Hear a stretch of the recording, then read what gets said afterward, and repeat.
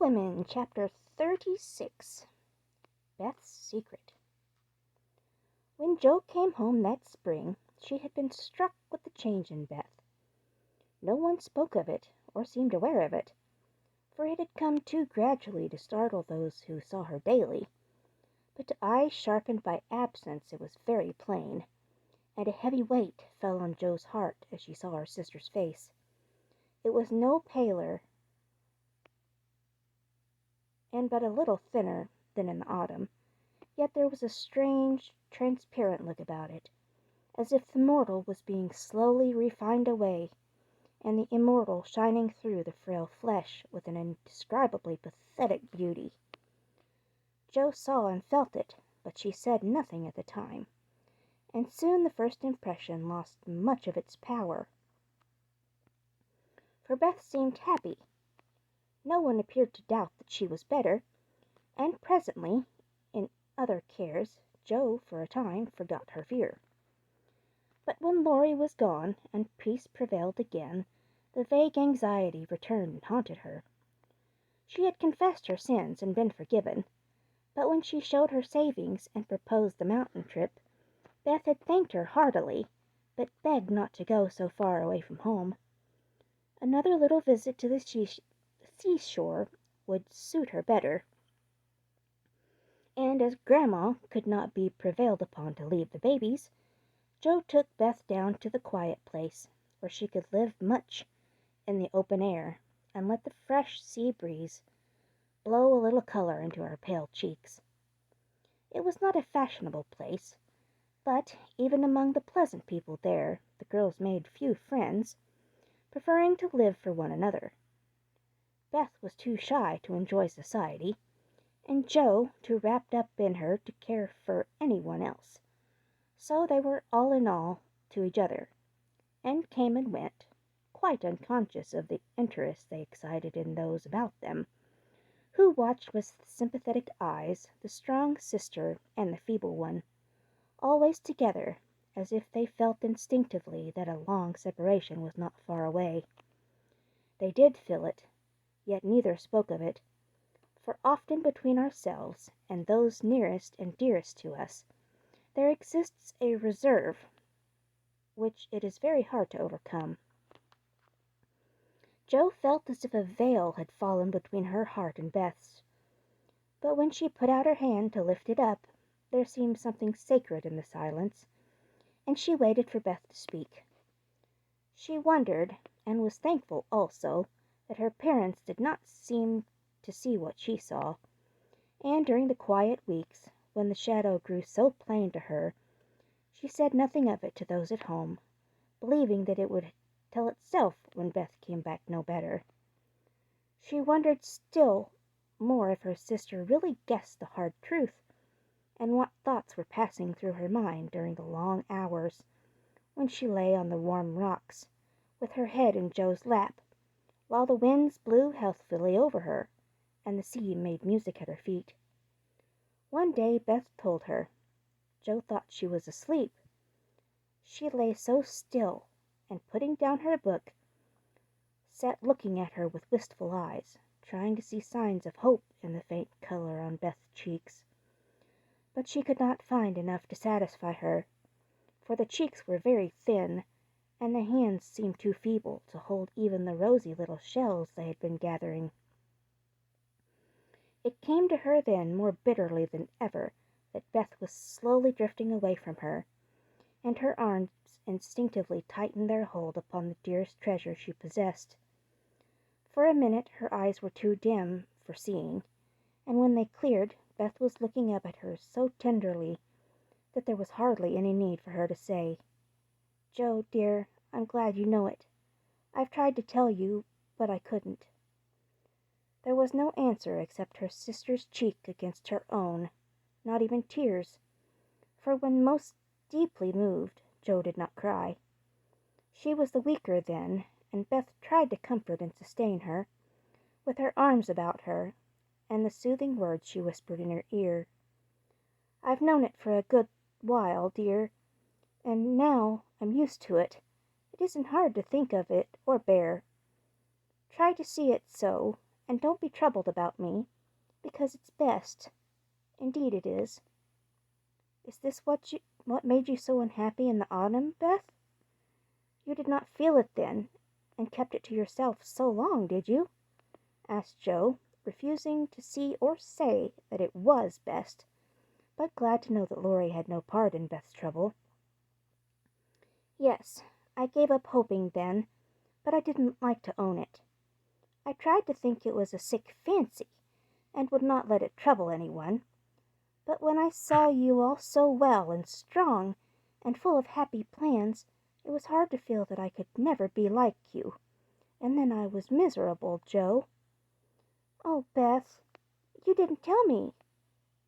Didn't let me comfort and help you. How could you shut me out and bear it all alone?" Joe's voice was full of tender reproach, and her heart ached to think of the solitary struggle that must have gone on, while Beth learned to say good-bye to health, love, and life, and take up her cross so cheerfully. "Perhaps it was wrong, but I tried to do right. I wasn't sure. No one said anything, and I hoped I was mistaken. It would have been selfish to frighten you all when Marmee was so anxious about Meg, and Amy away, and you so happy with Laurie. At least, I thought so then. And I thought that you loved him, Beth, and I went away because I couldn't," cried Joe, glad to say all the truth. Beth looked so amazed at the idea that Joe smiled in spite of her pain, and added softly, "Then you didn't, dearie? I was afraid it was so, and imagined your poor little heart full of lovelornity all the while." "Why, Joe, how could I, when he was so fond of you?" asked Beth, as innocently as a child. "I do love him dearly. He is so good to me, how can I help it? But he never could be anything to me but my brother. I hope he truly will, sometime." "Not through me," said Joe decidedly. Amy is left for him, and they would suit excellently. But I have no heart for such things now. I don't care what becomes of anybody but you, Beth. You must get well." "I want to, oh, so much. I try, but every day I lose a little, and feel more sure that I shall never gain it back. It's like the tide, Joe. When it turns it goes slowly, but it can't be stopped." "It shall be stopped. Your tide must turn so soon. 19 is too young. Beth, I can't let you go. I'll work and pray and fight against it. I'll keep you in spite of everything. There must be ways. It can't be too late. God won't be so cruel as to take you from me," cried poor Joe, rebelliously, for her spirit was far less piously submissive than Beth's. Simple, serene people seldom speak much of their piety. It shows itself in acts rather than in words, and has more influence than homilies and prostitution or protestations. I'm sorry.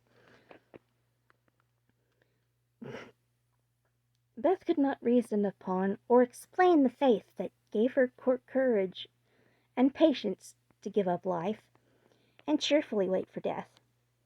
Like a confiding child, she asked no questions, but left everything to God and nature, father and mother of us all, feeling sure that they, and they only, could teach and strengthen heart and spirit for this life and the life to come.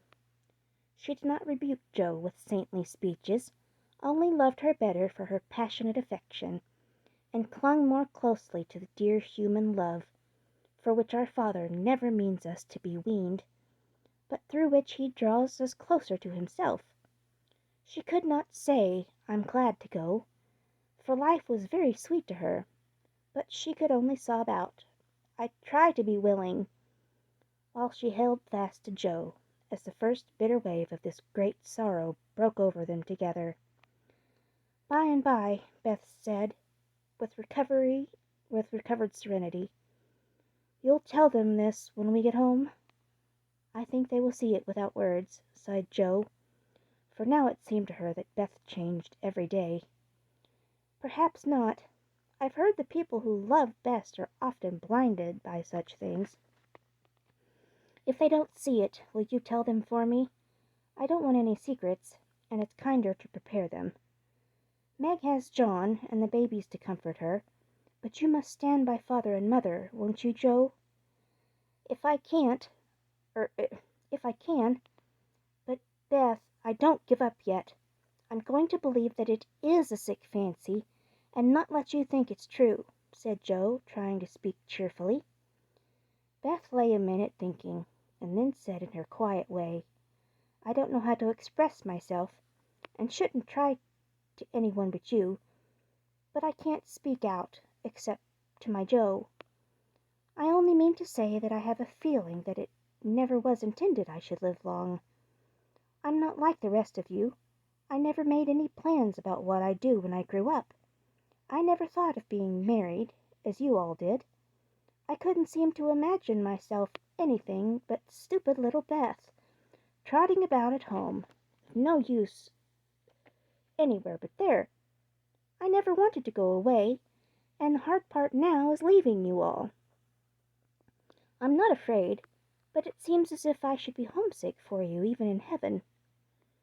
Joe could not speak, and for several minutes there was no sound but the sigh of the wind and the lapping of the tide. A white-winged gull flew by, with the flash of sunshine on its silvery breast. Beth watched it till it vanished, and her eyes were full of sadness. A little gray-coated sandbird came tripping over the beach, peeping softly to itself, as if enjoying the sun and sea. It came quite close to Beth, looked at her with a friendly eye, and sat upon a warm stone, dressing its wet feathers, quite at home. Beth smiled and felt comforted, for the tiny thing seemed to offer its small friendship, and remind her that a pleasant world was still to be enjoyed.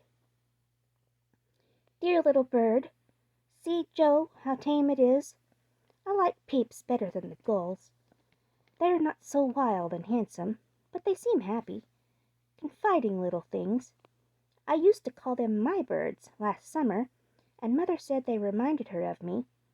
Busy, Quaker-colored creatures, always near the shore, and always chirping that contented little song of theirs.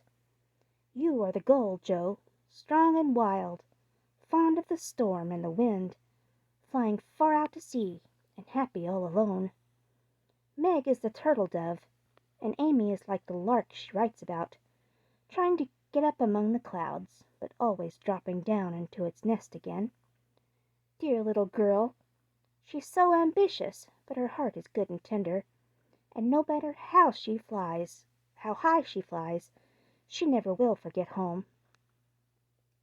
I hope I shall see her again, but she seems so far away. She is coming in the spring, and I mean that you shall be all ready to see and enjoy her. I'm going to have you well and rosy by that time," began Joe, feeling that of all the changes in Beth, the talking change was the greatest, for it seemed to cost no effort now, and she thought aloud in a way quite unlike bashful Beth. "Joe, dear, don't hope any more. It won't do any good. I'm sure of that. We won't be miserable, but enjoy being together while we wait.